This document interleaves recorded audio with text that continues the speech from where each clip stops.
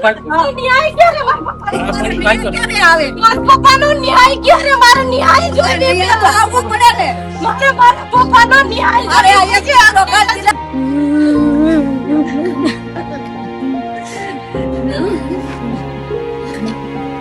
મારો છોર જોઈને પછી મારા પપ્પાને તમારી મારા પપ્પાને સંસ્કાર નહીં થાય. મારા પપ્પાને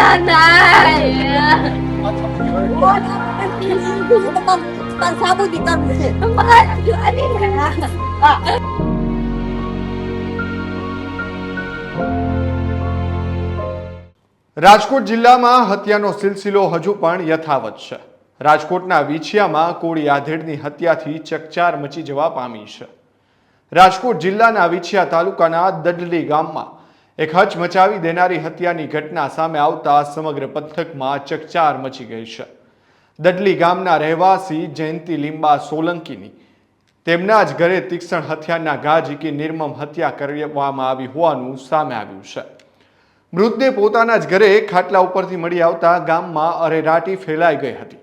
ઘટનાની ગંભીરતાને ધ્યાનમાં રાખી રાજકોટ જિલ્લા પોલીસ વડા ASP Vinchhiya police LCB SOG અને એફએસએલ અને ડોગ સ્ક્વોડની ટીમો ઘટના સ્થળે પહોંચી તપાસ શરૂ કરી છે.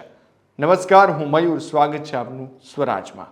હવે આખી ઘટના કંઈક એવી છે. પરિવારજનોએ હત્યારા ઝડપાય નહીં ત્યાં મૃતદેહ સ્વીકારવાનો ઇનકાર કર્યો હતો. ત્યારબાદ જિલ્લા પોલીસ વડા વિજયસિંહ ગુર્જર દ્વારા અલગ અલગ ટીમો બનાવી તાત્કાલિક આરોપીઓને પકડી પાડવાની ખાતરી આપતા પરિવારે મૃતદેહ સ્વીકાર્યો હતો.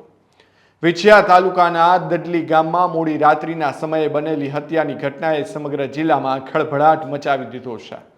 દડલી ગામના કોળી સમાજના જયંતિ લીંબા સોલંકી નામના આધેડ પોતાના ઘરે હતા, ખાટલામાં સૂતા હતા ત્યારે કોઈ અજાણ્યા શખ્સોએ તેમના પર જીવલેણ હુમલો કર્યો હોવાની આશંકા વ્યક્ત કરવામાં આવી રહી છે. હુમલાખોરોએ તીક્ષ્ણ હથિયાર વડે માથા અને શરીરના અન્ય ભાગોમાં ગંભીર ઇજાઓ પહોંચાડી તેમની નિર્મમ હત્યા કરી હોવાનું પ્રાથમિક તપાસમાં સામે આવ્યું છે.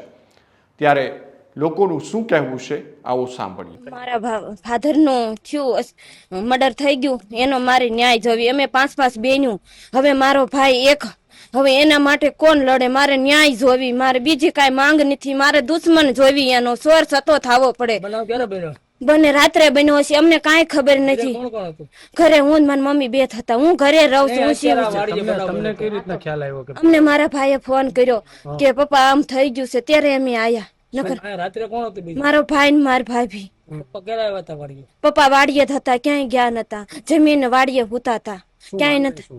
મારી માંગણી એક જ છે, અમે 5-5 દીકરીઓ, મારો એક ભાઈ, મારી 5 બોનું સીવી અમે, અને અમારો ન્યાય જોવી અને અમારે સોર સતો થવો પડે.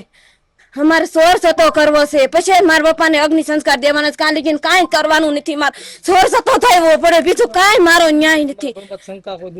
કોઈ દુશ્મની નથી, કોઈ મારું દુશ્મન નથી. માણસ છે ઘરના. આ કોક બર્ડર કરીને વયું ગયું. એને તો ઘરે હું વહી ગઈ હતી સાહેબ, અને 10 વાગ્યા સુધી આ હતી. પછી હું આ દીકરી સીવતી એટલે ઘરે ગઈ, એટલે દીકરો ને દીકરો વહુ આ હતા. પછી કઈ મને ખબર ન હોય સાહેબ. મને હવારે સાહેબ જાણ થઈ. છોકરાએ હવારે કીધું કે મારા પપ્પા તો કેમ જાગ્યા નહીં, કે હુતા કેમ આજ, કે ઈને જોયું કા તો કે આ કઈ છે નહીં આમાં, કે આ તો કે મોઢે કે કઈ મારેલું છે, કે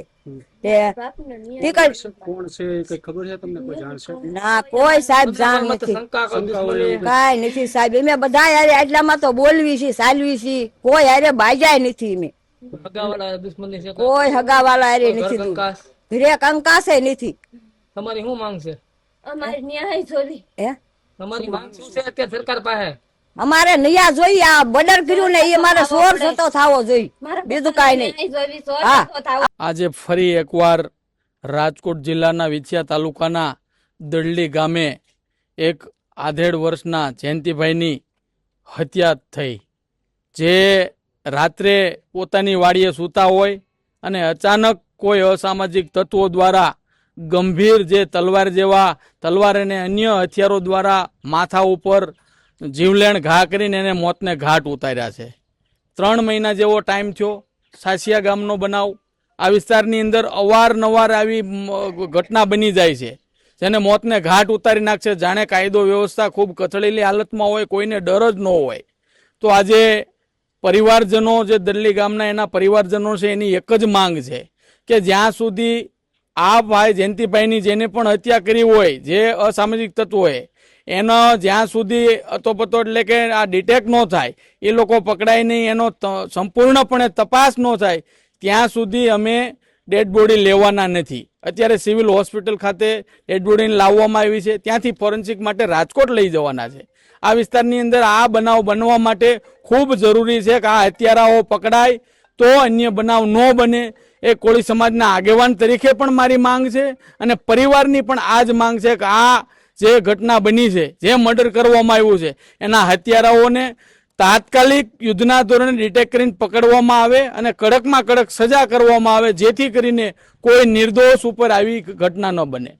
સવારે પરિવારજનો અને સ્થાનિક લોકોને જયંતિભાઈનો મૃતદેહ પોતાના જ ઘરમાં ખાટલા ઉપર લોહી લુહાણ હાલતમાં પડેલો જોવા મળતા સમગ્ર ગામમાં ચકચાર મચી ગઈ હતી. ઘટનાની જાણ થતાં મોટી સંખ્યામાં ગ્રામજનો ઘટના સ્થળે ઉમટી પડ્યા હતા.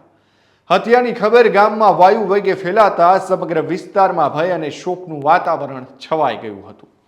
ઘટનાની જાણ થતાં જ વિછિયા પોલીસ તાત્કાલિક ઘટના સ્થળે પહોંચી હતી અને સમગ્ર સ્થળને કોર્ડન કરી લીધું હતું. ત્યારે સમગ્ર મામલે પોલીસે પણ શું કીધું છે, આવો સાંભળીએ. રાજકોટ ગ્રામ્ય જિલ્લાના વિછિયા તાલુકામાં દડલી ગામમાં આજ રાત્રિમાં વાડી વિસ્તારમાં જયંતિભાઈ લીંબાભાઈ સોલંકી રાત્રિમાં વાડીમાં એ સૂતા હતા અને તીક્ષ્ણ હથિયારથી હુમલો કરીને એની મૃત્યુ નિપજાવી છે. હાલ એફએસએલની ટીમ જે છે ઘટના સ્થળની વિઝિટ કરી છે, ડોગ ઘટના સ્થળની વિઝિટ કરી છે. તમામ અમે ટેકનિકલ, સીસીટીવી ફૂટેજ, અલગ અલગ ટીમો, એલસીબી, એસઓજી, લોકલ પોલીસ સ્ટેશનની તમામ ટીમો આ કાર્યવાહી ઉપર લાગેલી છે અને જો મરણ જનાર છે એને પોસ્ટમોર્ટમ કરાવવાની અને આગળની કાર્યવાહી હાલ ચાલુ છે. સાહેબ, કોણ આરોપી છે આ બધું તપાસ થઈ છે? આ બધો તપાસ હાલ ચાલુ છે અને જલ્દથી જલ્દ આરોપીને પકડવામાં આવશે. વિછિયા પોલીસ દ્વારા પુરાવા એકત્રિત કરવાની કાર્યવાહી હાથ ધરી હતી. ઘટનાની ગંભીરતાને જોતા રાજકોટ જિલ્લા પોલીસ વડા પણ સ્થળ પર દોડી આવ્યા હતા. ત્યારબાદ એલસીબી અને એસઓજીની વિશેષ ટીમોને પણ તપાસમાં જોડવામાં આવી હતી.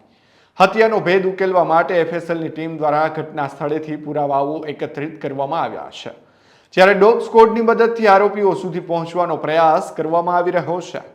પોલીસે ઘરની અંદર અને બહારના તમામ પાસાઓની તપાસ શરૂ કરી છે. ઉપરાંત ગામ આસપાસ વિસ્તારોમાં લાગેલા સીસીટીવી કેમેરાના ફૂટેજ પણ તપાસવામાં આવ્યા છે અને તે આધારે અલગ અલગ ટીમો તપાસમાં લાગી ગઈ છે. પ્રાથમિક તપાસમાં રાત્રિના સમયે અજાણ્યા ઈસમો આવ્યા બાદ તીક્ષ્ણ હથિયાર વડે હુમલો કરી હત્યા કરીને ફરાર થઈ ગયા હોવાની આશંકા વ્યક્ત કરવામાં આવી રહી છે. જોકે હત્યાનું ચોક્કસ કારણ હજુ સુધી સામે આવ્યું નથી. વ્યક્તિગત અદાવત, જૂની રંજીશ કે અન્ય કોઈ કારણ છે કે કેમ તે દિશામાં તપાસનો ધમધમાટ શરૂ છે. બીજી તરફ મૃતકના પરિવારજનોએ પોલીસ સમક્ષ સ્પષ્ટ વલણ અપનાવ્યું છે. હાલ સમગ્ર મામલે પોલીસે અજાણ્યા શખ્સો સામે ગુનો નોંધી તજવીજ હાથ ધરી છે. ત્યારે આરોપીઓને ઝડપી પાડવા માટે એલસીબી, એસઓજી, સ્થાનિક પોલીસ તેમજ અન્ય તપાસ ટીમો સતત કામગીરીમાં લાગી ગઈ છે. એફએસએલના રિપોર્ટ, ડોગ સ્કોડ દ્વારા મળેલી કડીઓ, ટેકનિકલ સર્વેલન્સ અને સીસીટીવી ફૂટેજના આધારે પોલીસને ટૂંક સમયમાં મહત્વની સફળતા મળે તેવી આશા વ્યક્ત કરવામાં આવી રહી છે. પરંતુ સૌથી મહત્વની વાત એ પણ છે કે આ હત્યાની અંદર કોઈક તો જાણભેદું છે કે જે જાણતા હતા કે તે અહીંયા સૂતા છે અને હત્યા કરીને તે ફરાર થયા છે કે કેમ, તે પણ તપાસનો વિષય છે. હવે આ જાણભેદું કોણ છે? કોઈ ઘરનો વ્યક્તિ છે કે કેમ, તેમને લઈને પણ પોલીસ તપાસ કરી રહી છે. હવે સૌની નજર પોલીસ તપાસ પર છે કે આખરે દડલી ગામમાં થયેલી આ સનસનાટીભરી હત્યાના આરોપીઓ સુધી પોલીસ ક્યારે પહોંચે છે અને હત્યા પાછળનું સાચું કારણ શું બહાર આવે છે. તો આવા જ વધારે સમાચાર માટે અમારી ચેનલ સ્વરાજને સબસ્ક્રાઇબ કરવાનું ભૂલશો નહીં. ખેડૂત ભાઈઓ છે ખેતરમાં ડ્રોન ઉડાવતા હોય છે ત્યારે આપણે એક પ્રશ્ન સતાવતો હોય છે કે જે આપણે અત્યાર સુધી જીપીએસ ટેકનોલોજી વાળા ડ્રોન વાપર્યા છે, જેથી કરીને મોબાઈલ ટાવર છે અથવા તો હાઈ ટેન્શન લાઈન પસાર થતી હોય, કોઈ વૃક્ષો હોય, ત્યારે જે જીપીએસ ટેકનોલોજી વાળા ડ્રોન છે એમાં ટકરાય અને ટ્રેસ થાય છે. પણ એગ્રીવન લાવ્યું છે જીએનએસએસ ટેકનોલોજી ડ્રોન, જેથી કરીને એ ડ્રોન છે એ કોઈ જગ્યાએ ટકરાય નહીં, પોતાની રીતે જ ડિસિઝન લે છે અને મૂવ થઈ જાય છે, જેથી કરીને જીએનએસએસ ટેકનોલોજી ડ્રોન છે એ વાપરવાનો આગ્રહ રાખો.